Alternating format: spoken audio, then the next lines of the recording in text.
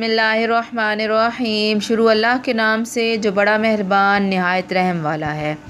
السلام علیکم اسٹوڈنٹس، آج ہم لوگ جماعت چہارم کی اسلامیات کا سبق نمبر 4 پڑھیں گے، جو کہ ہے زکوٰۃ کا مختصر تعارف۔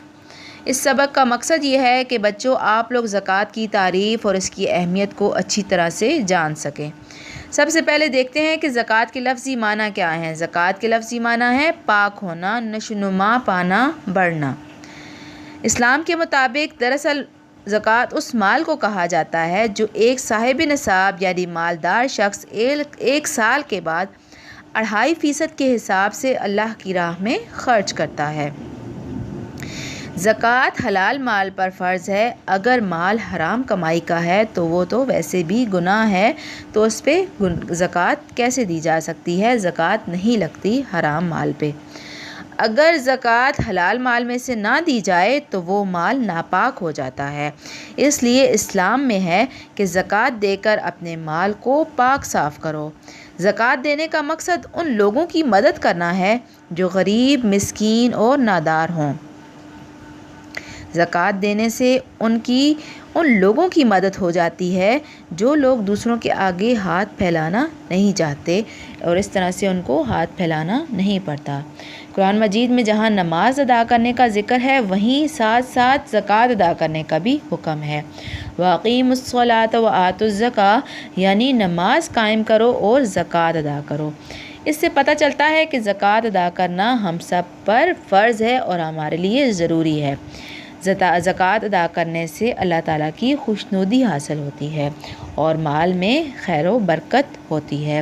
زکوٰۃ ادا کرنے کے بارے میں قرآن مجید میں ارشاد ہے، وَمَا تُقَدِّمُوا لِأَنفُسِكُم مِّن خَيْرٍ تَجِدُوهُ عِندَ اللَّهِ هُوَ خَيْرًا وَأَعْظَمَ أَجْرًا۔ اس کا ترجمہ ہے، اور تم اپنے آپ کے لیے جو بھلائی بھی آگے بھیجو گے اسے اللہ کے پاس جا کر اس طرح پاؤ گے کہ وہ کہیں بہتر حالت میں اور بڑے زبردست ثواب کی شکل میں موجود ہے۔ یعنی ہم جو یہاں پر اللہ کی راہ میں خرچ کر رہے ہیں، تھوڑا سا بھی، بہت کم، لیکن اس کے بدلے میں اللہ تعالیٰ ہمارے لیے بہت زیادہ ثواب لکھ رہے ہیں، اور اللہ تعالیٰ کے پاس ہمارے لیے کہیں زیادہ بہتر نیکیاں اور ثواب ہمارے لیے موجود ہے۔ اس کا بدلہ، اس کا اجر ہمارے لیے موجود ہے۔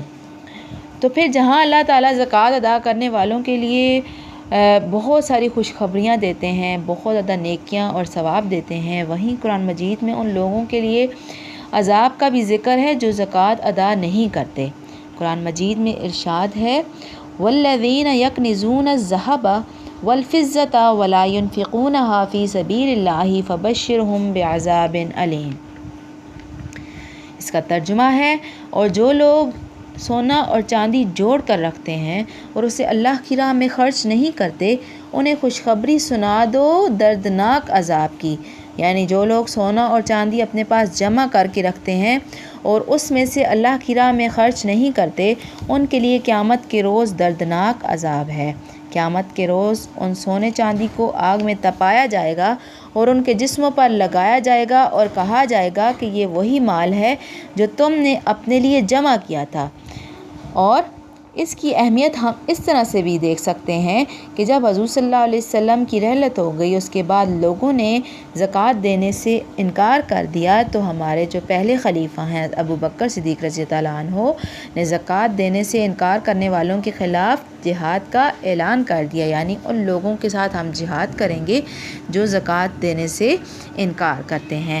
اب بچوں ہم دیکھتے ہیں کہ زکوٰۃ کے لیے شرائط کیا ہیں، یعنی وہ کون سی شرائط ہیں جن کی بنا پر زکوٰۃ جو ہے وہ ہمیں دینی چاہیے، زکوٰۃ دینا جانا یا ضروری ہے۔